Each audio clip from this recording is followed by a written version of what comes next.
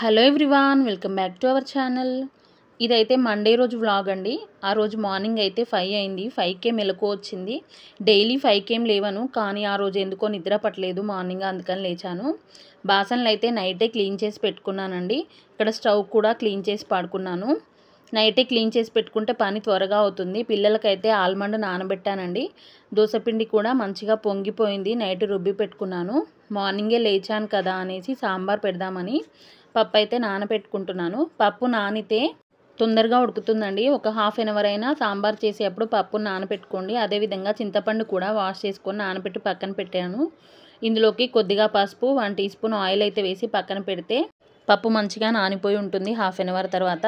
ఇక్కడైతే రైస్ కూడా నానబెట్టి పక్కన పెడుతున్నాను ఒక 10 to 15 మినిట్స్ పాటు. మీకు టైం ఉంటే చాలాసేపు కూడా నానబెట్టుకోవచ్చు. ఆయిల్ అయితే అయిపోయిందండి, కట్ చేసి క్యాన్లో పోసాను. ఇలా నిల్చోపెట్టుకుంటే ప్యాకెట్లో ఉన్న ఆయిల్ కూడా దాంట్లో పడిపోతుంది క్యాన్లో. ఒక 10 to 15 మినిట్స్ పాటు ఇలా పెట్టి తర్వాత ప్యాకెట్ని తీసేయచ్చు, ఆయిల్ వేస్ట్ కాకుండా ఉంటుంది. ఇప్పుడైతే నైట్ కొన్ని పాలు మిగిలాయండి, అవి ఫ్రిడ్జ్లో పెడతాం కదా, దానిపైన మీగడ వస్తుంది. ఆ మీగడంతా కలెక్ట్ చేస్తాను నేను. నెయ్యి చేస్తాను, చూసారా అండి, ఇలా వచ్చిందంతా బాక్స్లో వేసి డీప్ ఫ్రీజర్లో పెడితే ఒక 10 to 15 డేస్ తర్వాత మనం నెయ్యి చేసుకోవచ్చు. ఇదైతే విజయ స్టాండర్డ్ మిల్క్ ప్యాకెట్ అండి నేను తీసుకునేది. దాంట్లో కూడా నాకు మీగడ బాగానే వస్తుంది. సాంబార్ కోసం వెజిటేబుల్స్ అయితే అన్నీ కట్ చేసి పెట్టుకున్నాను. చూసారా, వంకాయ, దోసకాయ, సోరకాయ, మునక్కాడ ఇవన్నీ కట్ చేసి పక్కన పెట్టుకున్నాను. ఇప్పుడైతే దోశలకి చట్నీ కోసం పల్లీలు వేయించుకుంటున్నాను. పల్లీలు ఇలా వేగిపోయాక తీసి పక్కన పెట్టుకోవాలి. పక్కనైతే రైస్ పెట్టాను, పప్పు కూడా పెట్టానండి. హాఫ్ అన్ అవర్ అయిపోయింది, అవి ఉడికిపోతూ ఉంటాయి. పల్లీలు పక్కనకి తీసుకున్నాక ఇందులోకి కట్ చేసుకున్న ఒక 3 టమాటోలని వేసుకోండి. మా పిల్లలకైతే ఆరెంజ్ చట్నీ అంటే ఇష్టం అండి, అదే టమాటా పల్లీ చట్నీ ఇష్టము, అందుకని ఇది చేస్తున్నాను. ఇందులోకి కొద్దిగా కరివేపాకు, కొద్దిగా కొత్తిమీర యాడ్ చేసుకోండి, ఫ్లేవర్ తెలియకుండా. పిల్లలైతే కరివేపాకు తినమంటే తినరు కదా, అందుకని కొద్దిగా యాడ్ చేస్తాను నేను ఇలా చట్నీస్ చేసేటప్పుడు. ఇందులోకే వెల్లుల్లిపాయలు, కొద్దిగా పసుపు, కారం కూడా యాడ్ చేసుకోండి. పచ్చిమిర్చి వేస్తే కలర్ అనేది ఎల్లో కలర్లోకి వస్తుందండి. చట్నీ గ్రీన్ కలర్లోకైనా వస్తుంది, ఆరెంజ్ లాగా ఉండదు, అందుకని నేను కారం వేసి చేస్తాను.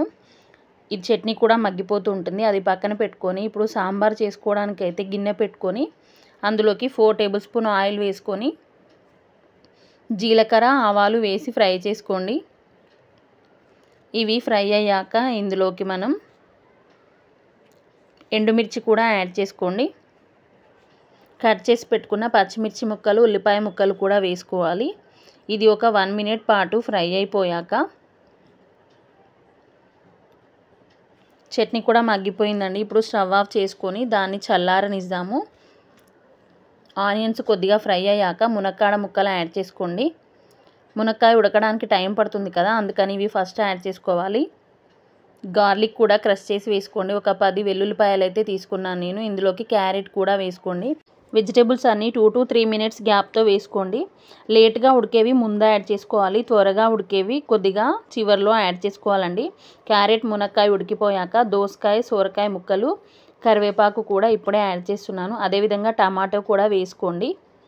ఇవన్నీ మంచిగా మగ్గిపోవాలండి. కొద్దిగా కొత్తిమీర కూడా యాడ్ చేస్తున్నాను. సాల్ట్ వేస్తే ఈ కూరగాయ ముక్కలకి పడుతుంది. కూరగాయ ముక్కలకి సరిపోయేంత మాత్రమే వేసుకోండి, ఎక్కువగా వేస్తే ఇవి పీల్చుకొని ఉప్పగా అయిపోతాయి పీసెస్ అనేవి, అందుకని కొద్దిగా పసుపు, సాల్ట్ వేసి ఉడికించుకోండి. చివరగా వంకాయ వేసుకోవాలి, వంకాయ త్వరగా ఉడుకుతుంది కదా, అందుకని చివరగా వేసుకొని 1 నిమిషం తర్వాత చింతపండు రసం యాడ్ చేసుకోండి. మనం నానబెట్టుకున్న చింతపండు నుంచి అయితే రసం తీసి పెట్టుకున్నాను. ఈ రసం యాడ్ చేశాక పప్పు కూడా ఇందులోకి యాడ్ చేసుకోండి. మీరు పప్పులోనే కారం, ఉప్పు అన్నీ యాడ్ చేసి కూడా వేసుకోవచ్చు, నేనైతే అలా వేయట్లేదు. పప్పు యాడ్ చేసుకున్నాక మీకు టేస్ట్కి తగినట్లుగా కారం వేసుకోవాలి. కొద్దిగా సాంబార్ మసాలా, జీలకర్ర, మెంతుల పొడి కూడా వేసుకోవాలి.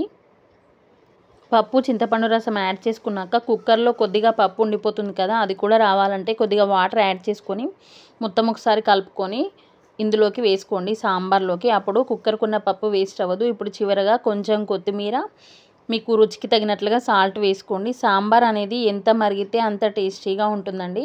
సాంబార్ మంచిగా మరిగి కూరగాయ ముక్కలు ఉడికిపోయాక ఆయిల్ అనేది సైడ్లకు రిలీజ్ అవుతుంది. ఇలా సాంబార్ని కొందరైతే పప్పులో కూరగాయ ముక్కలు వేసి ఉడికించుకొని ఆ తర్వాత పోపు కూడా వేసుకుంటారు. అలా కూడా బాగానే ఉంటుంది. ఇప్పుడైతే దోశలు వేసాను, హాట్ బాక్స్లో వేసి పెట్టాను పిల్లలకైతే. పిల్లలు స్నాక్గా పెట్టుకొని వెళ్ళిపోతారండి. ఇప్పుడైతే వాళ్ళు వెళ్ళిపోయాక ఇల్లంతా క్లీన్ చేసుకొని మళ్ళీ సాంబార్ చేసుకున్నాక పడ్డ బాసనలు ఉంటాయి కదా, అవన్నీ క్లీన్గా తోమి టబ్లో బోర్లిచ్చి పెట్టాను. నేను కూడా ఫ్రెష్ అప్ అయిపోయాను. అంతే అండి ఈ వ్లాగ్ అయితే. స్టవ్ కూడా మళ్ళీ క్లీన్ చేసుకున్నాను. వంట అయిపోయాక క్లీన్ చేసుకుంటేనే బాగా అనిపిస్తుంది. ఈవినింగ్ అయితే పిల్లలకి పకోడీ వేసి ఇచ్చానండి. చాలా టేస్టీగా వచ్చింది. పిల్లలైతే హ్యాపీగా తినేశారు. ఈ వీడియో నచ్చితే లైక్ చేయండి, కామెంట్ చేయండి, షేర్ చేయండి. ఇలాంటి వ్లాగ్స్ కోసం నా ఛానల్ని సబ్స్క్రైబ్ చేసుకొని సపోర్ట్ చేయండి. Thanks for watching. Bye friends.